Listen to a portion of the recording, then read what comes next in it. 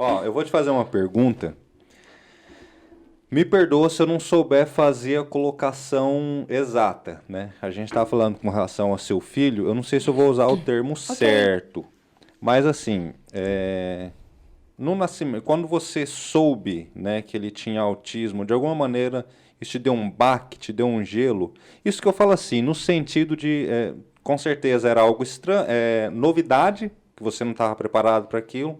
Então o baque, o gelo que eu falo, é no sentido de você souber e você pensar assim, puxa, o que que eu faço agora? Como? O que que é isso? Para onde que eu vou? Como é que foi?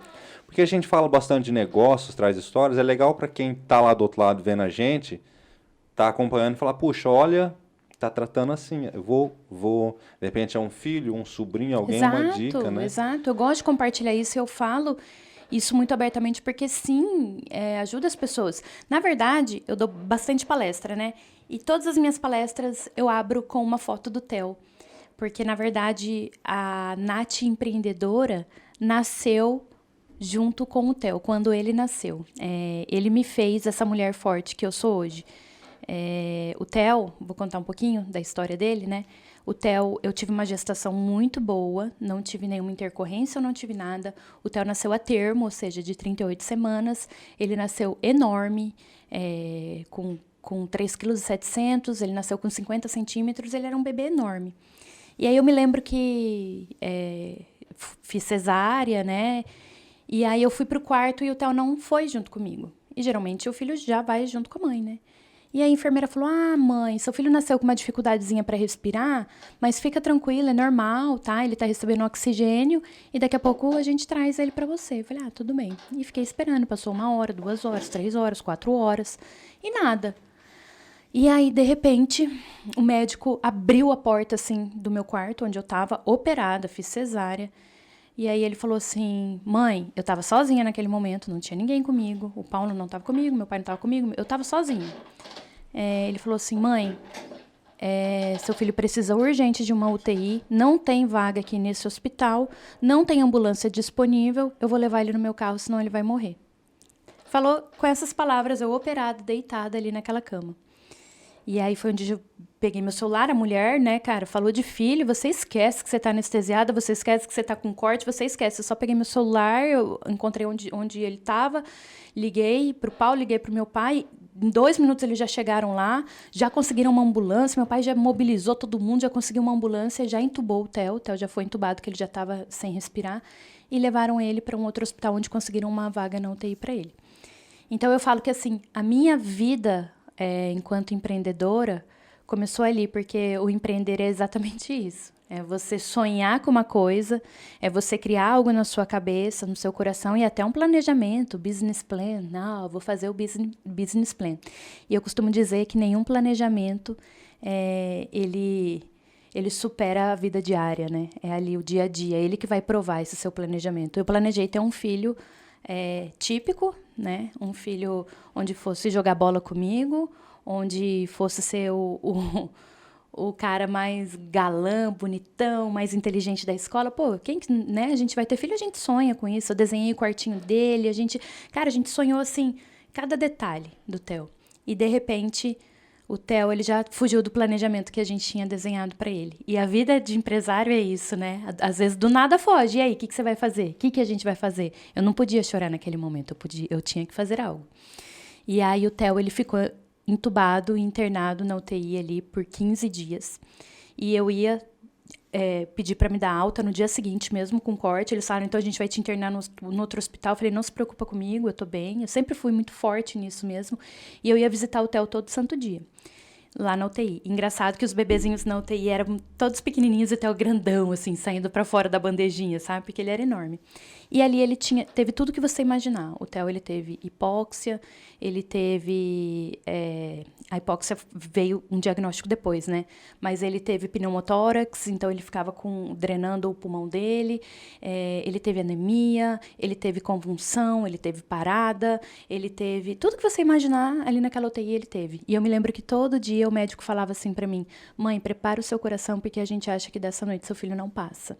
Todo dia. Ele respirava só por aparelho, nos parâmetros altos do aparelho, então já não tinha mais para onde aumentar. E aquilo lá só piorava, sabe? E eu visitava ele todo santo dia e eu acreditava, não, ele vai sair dessa, ele vai sair dessa, eu ali, eu ali. E eu lembro que no 10º dia, o médico falou assim, mãe, não sei o que aconteceu, mas seu filho começou a reagir aos medicamentos. E aí, depois, com 15 dias, ele foi pro quarto. E aí, ele teve que aprender a mamar, porque ele não sabia mamar, a gente fez fono, enfim. Ali começou toda uma história diferente da que a gente tinha desenhado, né? E aí, a gente fez todos os exames no TEL, para ver se tinha ficado alguma sequela. Todos. E não tinha sequela nenhuma. Nossa, graças a Deus, não teve sequela. Vambora, vambora. Ai, Deus é bom. Nossa.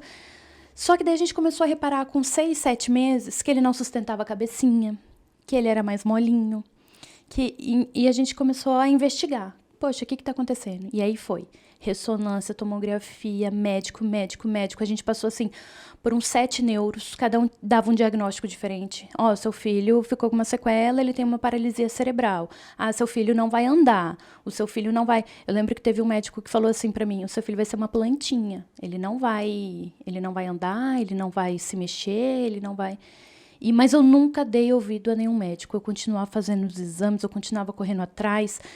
E fazia muita terapia. Então, com 6 meses, ele já começou a fazer físio, fono, tudo que tinha eu queria fazer nele, sabe? Não, vamos fazer.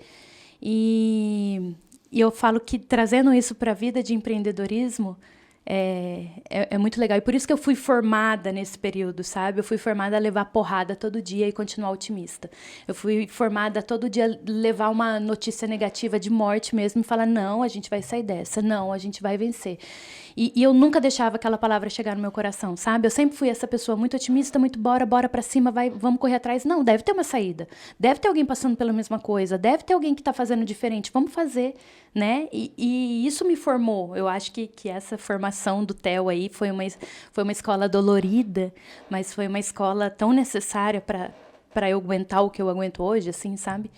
E aí, com 3 anos, veio o diagnóstico de autismo, né? Porque o autismo, ele não tem um exame de sangue, não existe um exame onde você faça e você detecte, ele é comportamental. Então, qualquer exame que o TEL fizesse, ele é uma criança típica, né? A gente não gosta de falar normal, né? Uma criança normal, a gente fala típica e atípica.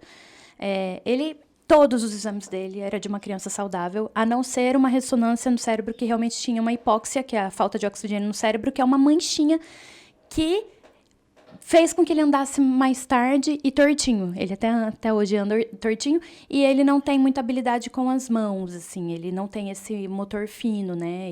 Ele é mais grosseirinho. Então, hoje o diagnóstico do TEL é primariamente PC, por conta dessa lesãozinha no cérebro, e secundariamente o autismo. Ele é um autista clássico, um autista não verbal. Tudo que a literatura fala que um autista tem de característica, o TEL tem. A gente sabe que o autismo ele nunca é igual em todas as crianças, né? Cada uma é de um jeito. Mas, hoje o TEL com 9 anos, e tudo que eu aprendi sobre o autismo, e tudo que eu aprendi com o TEL, ele evoluiu demais. Então, hoje, enquanto ser humano, eu aprendi a dar valor nas pequenas coisas, sabe? O TEL tomar água hoje numa garrafinha e devolver na mesa, para mim é uma vitória. Pô, Nath, ele tem 9 anos, era pro TEL estar lendo e escrevendo. Ok, essa é uma expectativa sua com seu filho. A minha expectativa com meu filho é outra. Eu quero que ele seja uma pessoa independente. Então, eu trabalho a independência nele. Eu quero que ele se vista sozinho. Eu quero que ele tome um banho sozinho. Repara que é tão pouco, que é tão pequeno, né? Diante das crianças típicas. E trazendo novamente isso para o mundo do empreendedorismo, eu sempre falo, cara, comemore as pequenas conquistas. Comemore as pequenas conquistas dentro do seu negócio. Não espera ter 20 lojas para você comemorar, sabe? Cara, consegui abrir uma produção maior, consegui contratar mais uma pessoa. Cara, comemora isso é bom, isso é ótimo, quer dizer que seu faturamento está aumentando, sua demanda está aumentando. Então, eu sempre digo, cara, comemore as pequenas conquistas, porque é isso que traz alívio para o nosso coração, é isso que traz consolo e é isso que vai dando força para a gente ir galgando lugares maiores, né? Então, o Theo é minha grande inspiração de pessoa, ele é o cara que eu mais admiro nesse mundo, porque ele, com todo o diagnóstico que ele tinha, todo o prognóstico que ele tinha, hoje ele corre, ele joga bola, ele se comunica do jeitinho dele, ele tem as vontades dele, e apesar dele não falar uma palavra, eu consigo entender o que ele quer. E ele é o cara mais fantástico para mim que existe.